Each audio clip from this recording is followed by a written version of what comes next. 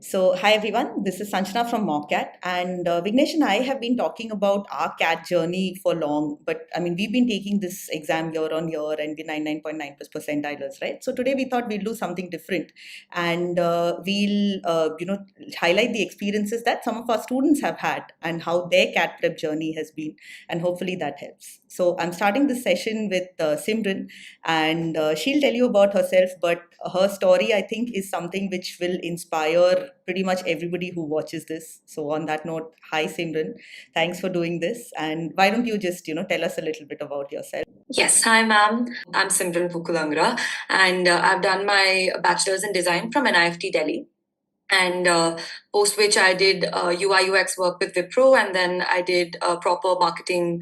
I was a part of the marketing team at Titan, and I think through the whole thing, I realized that I needed to sort of have an understanding of business alongside my strong understanding in design for me to be able to take strategic roles later on in life.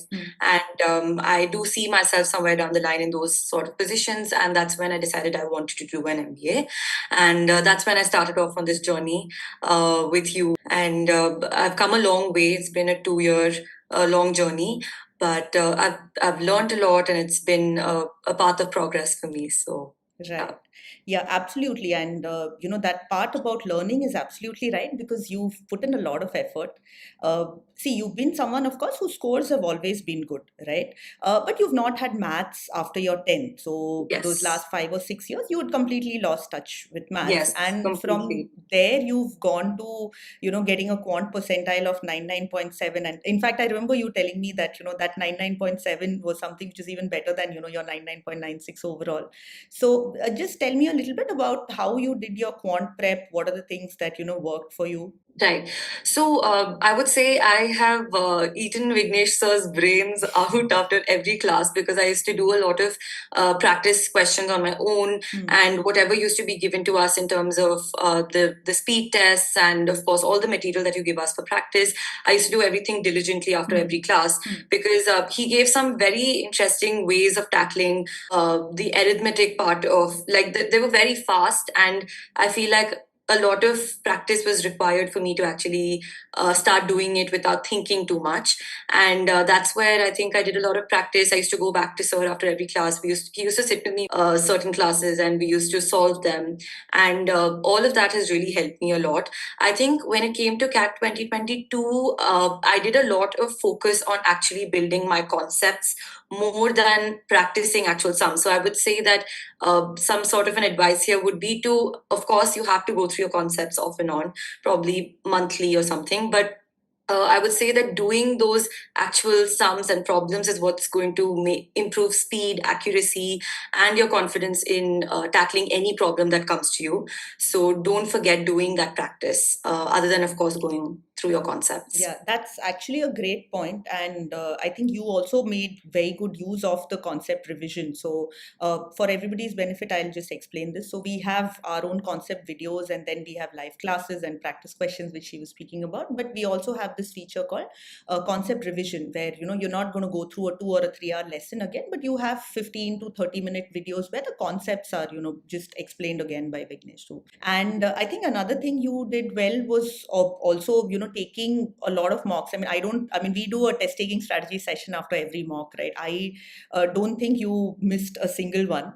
Yes. And I think that is also something where you really figured that out, that, okay, we're not going sequentially and we're trying to find the questions that we can do well, we can do fast, the easier questions of sorts. So I think that's again one more thing which you did, which probably helped to push your percent. Yes, ma'am. So I was saying that yes, there were so many mocks, and I think the first, as you keep telling us, that the first 10 mocks are just for you to understand strategy, understand what are the different sections, what are the kind of mocks, and what are the kind of questions that you can expect. It can be easy and then difficult and then easy again, or it can all be difficult, but you need to be able to battle through each sort of mock test that is given to you. So I think that was very helpful. Also, the fact that after every mock, you were giving us sort of insights of how we could have done better, what were the questions that we should have done, what were the questions you should have left out. So that sort of made sure that I was doing it weekly, and you were releasing them like weekly. So it sort of pushed me to make sure that I was doing it in that time frame and I wasn't leaving it for the next week or something. So that was very helpful.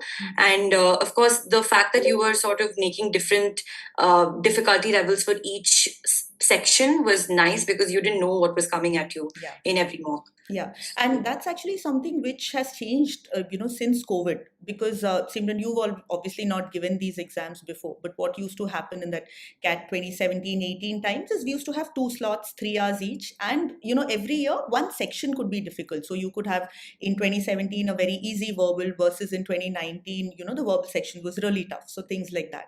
But I think since we've had 3 slots, just to keep it different, because obviously someone who's going in the second or the third slot does know a little bit. What they're doing is they're changing the format. So in slot 1, you might have, like last year we had in slot 1 the verbal was a little easier, in slot 2 the verbal was tougher, and so on. So we never know what they'll throw at us. There can be new questions coming, and you have to be sort of prepared. And like you said, a section could be tough, a section can be difficult, but like we always say, if it's difficult for you, it's going to be difficult for everybody. So the marks required to hit those desired percentiles will drop down, and you just go on and power through and make sure that in whatever remaining sections are there, you give your best. But since we're speaking about taking CAT twice, just to again sort of give everybody a background, now you were somebody who joined us for CAT 2022 prep. If you ask me, and I think Vignesh also feels this way, that your preparation that year was on point. Like it was pretty close to perfect. You did the concepts, you did a lot of practice, mocks, all of that, right? Somewhere it wasn't your day, things sort of went wrong, and then you gave CAT 2023 after that, and that's of course gone really well. So are you okay to share that experience and what sort of went wrong in CAT 2022 and how you decided that? But you had a 250 plus score in NMAT, if I remember, and you could have sort of like gone on and done your MBA that year. So what made you decide to wait it out and target the top colleges? Right. So I think CAT 2022 was focusing a lot on concepts, and I had done a lot of prep, and I was pretty confident of getting a good score in CAT 2022. And that's when I thought that I would probably also leave my work 2 months before CAT prep. And I think that built a lot of pressure on me, because I thought that this is the year I'm giving it and I'm cracking it and I'm going to the next place. And if I don't do it, I don't know, the world is going to collapse. That was the kind of mindset that I went into CAT 2022 with. And that wreaked havoc on the way I actually attempted my paper. I remember sort of blanking out also in certain bits of the paper, because I was so stressed about what was happening during that specific time when I was giving my CAT 2022. So I think it was a lot around what was happening in my head, and this build up of pressure that I was doing on myself. It wasn't something that was coming from you or my parents. It was just something that I was doing to myself. And yeah, that was the reason CAT 2022 went really bad. I would agree with you. I'd put in a lot in my prep during CAT 2022, and so I should have ideally done my best then. But I only scored a low percentile in 2022. But I think what changed in 2023 was I actually took up a job. It wasn't like I was only revolving my whole life around CAT. And of course, I was keeping up and I was doing my bit to keep in touch with all the sections. But my state of mind had improved so much when I gave CAT 2023. It wasn't a do or die situation. And I think that's why I was able to attempt it much better. And today I've scored a 99.96, and I cannot believe it myself. But I think that was all just my state of mind. And what made you decide? I mean, that was obviously a low point, and you could have gotten to pretty good colleges because CAT's not the only exam, right? You have ZAT, you have NMAT, you have so many of them. So, what was the mindset like, and how did you decide, that what, I'm going to take it again? Yeah, I'm going to put in the hard work, find a job, prep again, and target only the best B schools. So, ma'am, when I started off my MBA journey, my target always was the Blackies, IIMs. I always dreamt of it, and I was only aiming towards those, Mhm. because I've always, as I've told you, I have been ambitious. I've always been targeting the best that I can for myself. And so I knew that with my percentile in CAT 2022, that was not happening. And I think while I was feeling really low about the whole thing, I got guidance from you and sir, and you guys also, I think, gave me the right advice at that point to go ahead and give it another go, because you had faith in me. I didn't have faith in myself. My parents had faith in me. And I think I just powered through, and I decided that I'm going to give it another shot. I'm so glad that I actually went ahead and achieved what I thought I could. And yeah, today I'm here. So Yeah, and shout out to your parents as well, because I mean, I've been coaching people for long, right? There are a lot of students who feel, okay, let me just take up whatever I've got, and I don't know if I'll be able to take it one more time. But there are also a lot of parents who feel that way. So the fact that your parents supported you, and I mean, not just allowed but encouraged you to take the exam again and really chase your dreams, I think that's also something which is amazing. And yeah. and I think one more interesting point that we've been speaking about is your majority of your prep was already done in CAT 2022, right? So in 23 you worked more to get to a higher score. If you ask me, yeah, one section DILR went badly for you in CAT 22, but your prep was there, right? So it was, like you said, more a matter of confidence and not building that stress, because that's really important in CAT, of course. That is also a message that I would want everybody to know, because a lot of people I've seen that they would not want to prepare again, because they feel that it's going to be a lot of work, and they'll feel, okay, I wanted to get through the top 10 or the top 20, but let me just settle for what I've got. Or let me not even try for 1 year, let me just take it up right after college. And the thing with CAT, unlike a lot of other exams, is it's more concept driven, it's more logical, right? So if you've done your prep once, you don't really forget anything the next time. You've taken the exam once, you already know your strategy. So all you need to do is probably just keep in touch, take a few mocks. So, and another thing, of course, is that you've done the majority of your prep for CAT 22, and even though DILR did not go well for you, I think that's also an important message, because a lot of people don't want to take it one more year because they feel there's a lot to prep. Sometimes it's students who take CAT right after in their final year while graduating, and they feel, let me just take up whatever B school I get through, because I don't know if I'll be able to balance work and prep. And you were somebody who did that really well. I remember us speaking about, like, you taking the time to read during your commute and things like that. But that's a thing with CAT, right? It's not something where we are memorizing, where there's a lot of ratamaro or anything. If you know it once, yeah, you brush up using things like the concept revision videos and things like that, you stay in touch. But the majority of your prep is done. And for most of our students, we've seen that, where when you're taking it a second time, you're only getting better, because you know the concepts, you understand the exam, you know the test taking strategy and all of that. So that's again something which is a great message out there, that yeah, just go You ahead in and fact chase start it. enjoying the second year, Mhm. I would say, because Okay. you're like, you have your concepts in place, and you're really just practicing everything that you've already done. So it gets so much easier in the second year. Right. That's really good to hear. And tell me about verbal, Simran. Of course, my favorite section. I think from what I remember, CAT 22, you were at a pretty great percentile. It was 98 something, and you were at about 30 marks. How did you go Yes. from that 30 to 50 plus marks last year? So, ma'am, I think I would say definitely the fact that you were giving us a range of passages to read, be it politics or be it sociocultural passages. You were covering the whole gamut of everything that we could read and get familiar with. And then, of course, your daily POVs that would come afterward that would help us know if you're interpreting it in the right way. So that was very helpful. And I think at 2022, I relied mostly just on that. For my prep. I think in the second year, I started doing a lot of external reading as well. I would read novels, I would read Aeon passages over and above your daily POVs.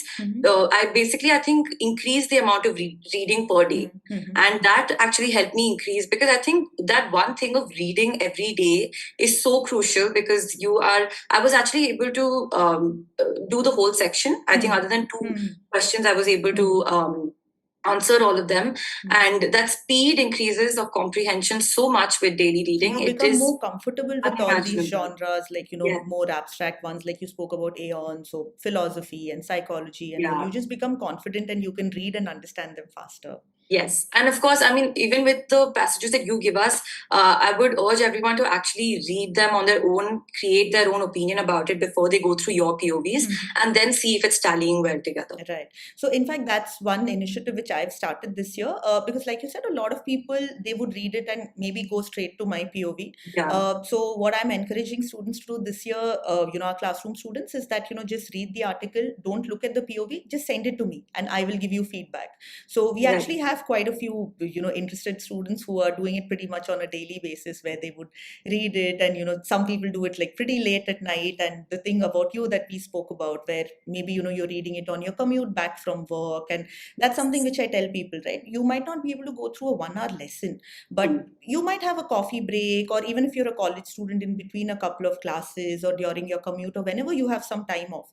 Yes. No, your boss is not going to say, hey, why are you reading the news, or why are you, reading an article? You can always do that. So if cracking the cat is your goal, that 5 or 10 minutes you keep putting in on a consistent basis, that's something which is really helpful. And reading is especially something that you can do anywhere. You just need your phone with you and you can read. Yeah, absolutely. Yeah. Just make it whatever time you can and read. Correct.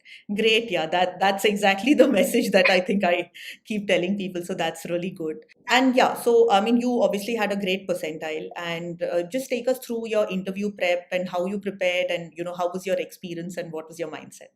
Right. So, of course, the interview prep started off with you giving me a bunch of questions, which I think was really nice because it was an eye opener. I didn't really think of all the things that I've done in my past, and like enlisting them made answering all the HR questions and everything much easier. But I think over and above, of course, the HR questions that and you can do on your own, the fact that you were there to sort of streamline and tailor each answer according to my background and where I come from was very helpful. And of course, actually during the Calcutta interview especially, everything literally that you had told me to read up was touched upon. And so from AI and design, I remember you telling me to read about AI and design because AI is taking over, and there can be very in-depth conversations. So even FMS, there was a question around AI and design. So I think there were multiple questions and sort of places that you needed me to read up based on where I'm coming from, be it fashion, fast fashion, the business models around fast fashion, and around Titan, of course, because that was my company. You had so many pointers to give me, which I didn't even think of, and I would go back and read about it. And that sort of made me a lot more confident when I was going in for my different interviews. So just the whole personalization around for each student that you do has been very helpful for me in all my interviews. Right. And I think one thing which Vignesh, for example, insists is, have your experiences, have your stories, because, that's what you're going to talk about, and that's what they are also going to remember. And he keeps stressing about quantifying, which I think made a lot of sense, because I would write, I think I'm just a person who writes in words, but he was like, I need you to quantify what you're doing and how are you making that improvement. Can you give an example? Yeah, so for example, I'd said that I was working on social media for Titan, and I've done a good job, and we've seen a follower growth of. I'd actually in my excerpt, which I'd sent to sir, I've just written that I've done a great job and I've had follower growth. And he was like, "What is this? How can you need to quantify? How do I know how much?" And then we actually saw that it was a 90% growth, and that's an impressive number. Absolutely. And he was like, "You need to bring these things forward," and that one conversation was really nice, and I was able to quantify a lot of other things also that I've done. So yeah, I think adding numbers to everything just makes it a lot more out there, and people are able to appreciate the work that you're doing. Yeah, absolutely. So great. Yeah, so that's also really good. And for anybody who's curious, since she's spoken about Calcutta and FMS, so Simran is converted IIM Bangalore, and that's where she's going to be joining. Okay, so now we come to a more interesting part of the interview. So far, we've talking all about prep and reading up and things like that. So we'll do a small rapid fire of sorts. So one word, one sentence, whatever, but you can't think, right? You have to just answer. Okay, so which is your favorite section in CAT? VARC. Okay. Definitely. What was more stressful, the exam or the interview process? Exam, CAT. Okay. Do you think that was because you had a high percentile, so you went in confident? Maybe, yes. Okay. Okay. What's the one quality that you feel every CAT aspirant needs to have in order to crack CAT and get into a top B school? Consistency. Okay. Who have you interacted with more, Vignesh or Sanjana? So for CAT, Vignesh sir, and for the interviews, you. Okay. So what's one feature of MockCat that you've used a lot or that you would recommend to other students? Just accessibility to the founders of Mockat, you and Vignesh sir. You guys have always been just a phone call away, and I've made full use of that during my time with Mockat. And what do you want to specialize in? Most probably marketing. Okay. Speed or accuracy, what do you think is more important for CAT? Accuracy. Okay. And last one, what is one piece of advice that you would give to a CAT aspirant? I think I'm repeating my answer here, but I honestly feel this consistency is key. You need to just keep going. Okay, and one thing which a lot of people think about, right? Online versus offline. You've obviously had a completely online CAT prep. Yes. So Yeah. how has that impacted your prep? Can you just tell us about your experience? Of course. So I think online does not work always. I think you need to have the right set of people guiding you if it's online, because online is a whole different feeling altogether. You're not in a classroom and you need to keep yourself motivated. And I feel like for that, you need access to people who are genuinely invested in what you're doing and sort of pushing you. And like I mentioned earlier, accessibility to you guys was like a major reason I was able to do these online classes. And of course online helps you in multiple ways. You're saving on the whole travel time. You are just here, you're just logging in and you're onto your class. And the fact that you're in a different city, it's difficult to probably be in the same city and travel and everything. And of course the online thing is great if you're working and you have to do things at all odd hours.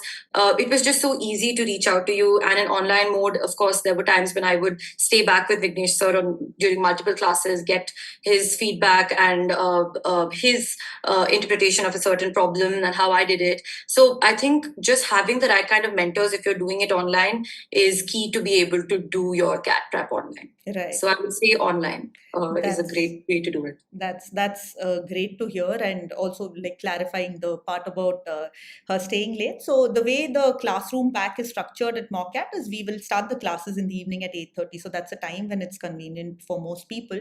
And once the class is done, I mean, of course, you can unmute and ask doubts during the class also if we are solving a problem or an RC or whatever.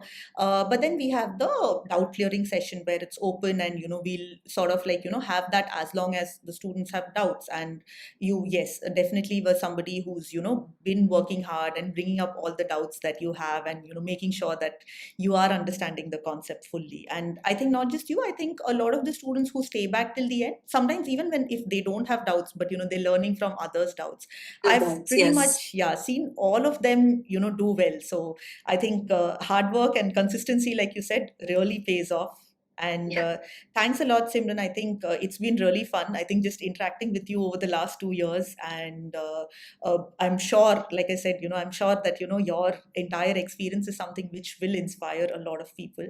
And all the best to you in IIM Bangalore. And I can't wait to see, where you go, where you do your summers, and, how your work experience is going to be. I'm sure, you're going to go forward and do great things. Thank you, ma'am. Thank you for having me here and just for being there with me throughout the 2 years that was very stressful, and just very happy to be here today. And I think everything has paid off. All the best for CAT 2024. All the best for CAT 2024.